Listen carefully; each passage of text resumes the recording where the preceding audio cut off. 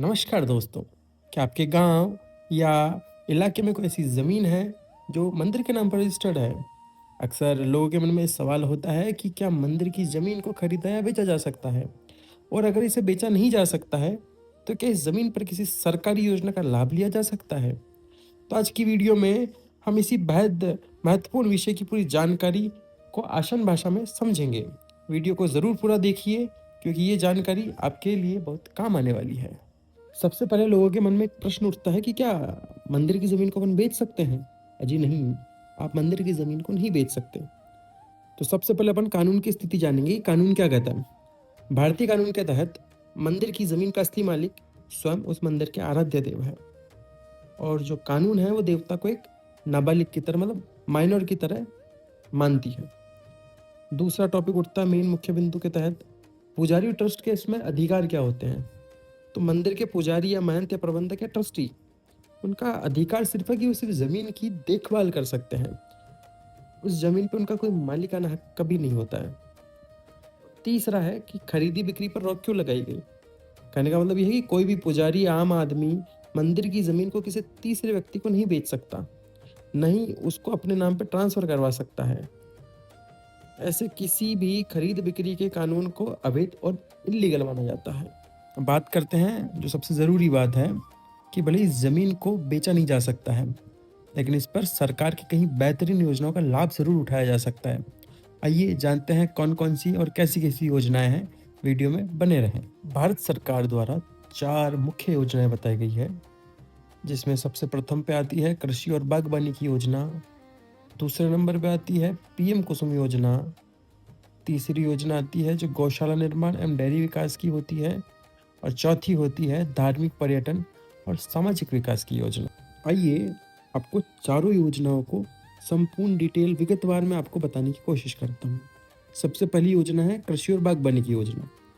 इसमें अपन लीज पर खेती दे सकते हैं, मतलब मंदिर की जमीन को मंदिर समिति या जिला प्रशासन, मतलब कलेक्टर द्वारा या कलेक्टर की अनुमति से स्थानीय किसानों को खेती करने के लिए उसको किराए पे दिया जा सकता है। और दूसरा, इस जमीन पर खेती करने वाला किसान सरकार की ड्रिप इरिगेशन, मतलब टपक सिंचाई या पॉली हाउस निर्माण या राष्ट्रीय बागवानी मिशन, मतलब एनएचएम के तहत औषधीय पौधों या फलों के बाग लगाने के लिए भारी सब्सिडी का लाभ उठा सकता है।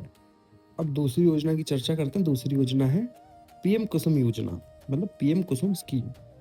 ये स्पेशली होती है बंजर जमीन के लिए। मतलब अगर मंदिर की जमीन बंजर है, मतलब खेती करने लायक नहीं है, तो उस जमीन पर सोलर प्लांट लगाए जा सकते हैं, मतलब सौर ऊर्जा के प्लांट्स लगाए जा सकते हैं।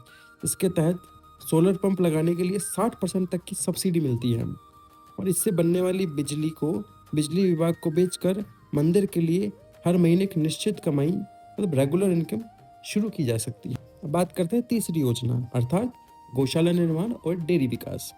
सरकार मंदिर की जमीनों पर गौशाला खोलने के लिए अनुदान देती है, मतलब ग्रांट्स देती है गौशाला खोलने के लिए। दूसरा, राष्ट्रीय गोकुल मिशन के तहत डेयरी फार्मिंग या दुग्ध उत्पादन के लिए लोन या सब्सिडी भी ली जा सकती है, जिससे मंदिर या उसके आसपास के लोगों को रोजगार भी मिलता है। अब चौथी और आखिरी योजना है धार्मिक पर्यटन और सामाजिक विकास, अर्थात रिलीजियस टूरिज्म। अगर जमीन मुख्य सड़क पर है, तो केंद्र सरकार की प्रसाद योजना या राज्य सरकार की पर्यटन योजनाओं के तहत वहाँ धर्मशाला, यात्री निवास, सामुदायिक भवन या पार्किंग बनाने के लिए सरकारी फंड भी उपयोग में लिए जा सकते हैं। अच्छा दोस्तों, आपको एक मुख्य बात बता दूं। आपको ध्यान रखना होगा कि इन योजनाओं का लाभ लेने के लिए कुछ शर्तें भी आवश्यक हैं, जैसे कि जमीन का राजस्व रिकॉर्ड होना चाहिए, मतलब रेवेन्यू रिकॉर्ड होना चाहिए, और रेवेन्यू रिकॉर्ड एकदम साफ सुथरा होना चाहिए। इसमें मालिक के कॉलम में मंदिर या देवता का नाम दर्ज होना अति आवश्यक है। सभी आवेदन मंदिर के रजिस्टर्ड कमेटी, ट्रस्ट या सरकारी रिसीवर जैसे तहसीलदार, एसडीएम के माध्यम से ही सरकारी विभागों में जमा किए जाते हैं। कोई भी व्यक्ति निजी तौर पर अपना नाम या ये लाभ नहीं ले सकता है। तो दोस्तों, निष्कर्ष यह है कि मंदिर की जमीन को नहीं बेचा जा सकता, लेकिन सही कानूनी तरीके से और सरकारी योजनाओं का लाभ उठाकर उसे समाज और मंदिर के विकास के लिए बहुत उपयोगी बनाया जा सकता है।